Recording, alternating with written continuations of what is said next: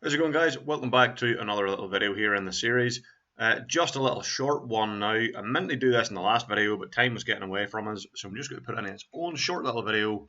We're going to look at exporting some of these pieces now from 3D Studio Max so that we can bring them into Unreal and start assembling that level.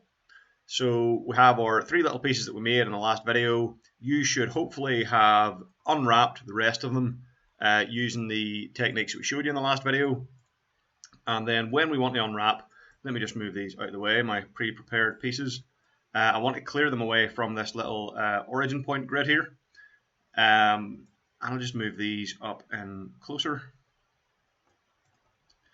What we want to do now is export these piece by piece, one at a time. It's a little bit tedious, but it is quite easy to do. A very simple process. There's a couple of wee key things we just want to make sure of before we export. First of all, we want to make sure that our pivot points on each of these floor pieces is right in the center. That will make it easier for us to rotate them and snap them together. They should all be in the center if we follow those previous videos. The likes of our wall pieces, we want to make sure those are again in the center down at the bottom. You can see right there.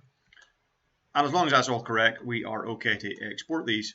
So I'm just going to demo one piece here, but the exact same process works for everything. So just take each piece in turn, and what we want to do is move it onto this origin point here, because when we bring it into Unreal, if we don't move it to that origin point, the pivot point will be over here, and the object will still be over here, and we won't be able to rotate them correctly. It won't match up correctly. So we always want to make sure when we're exporting stuff, we want to move this over towards that grid point. We can see the little black cross there is the 0, 0 point for our world space. So an easy way to do that, down at the bottom here we have our movement controls. I can slide these up and down. I can manually type them in.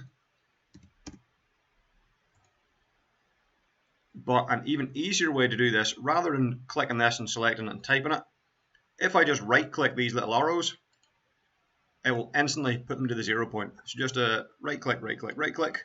That'll put everything onto the 0 point, and now we are ready to export. So this one is good to go. We just want to select that one object.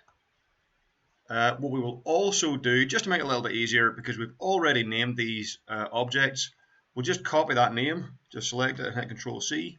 Then we'll go File, Export, Export Selected. And we're just going to navigate to our folder. Let me see, where are we? I will just put it on my desktop for now. Corridor kit wall interior, that's okay.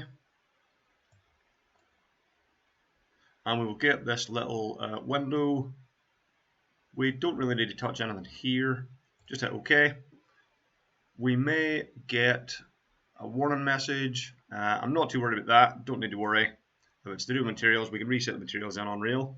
And that's it. That's all we have to do. We just export one piece at a time. Once we are done, we just move off to the side, and then we take our next piece. Again, right click, we zero it, we copy the name, Control C, we go export, export selected, just on the desktop again. We'll paste in that name and export. Again, little warning messages about the materials. I'm not worried about that. And that's it. That's all we have to do. It is slightly tedious. The more pieces we have, the longer this process will take. But about 10-15 minutes, we'll get all of these pieces exported. So if you have these all unwrapped, export them one by one. Make sure to zero them out. And I will see you in the next video where we will import them into Unreal. Thank you very much, and see you for the next video.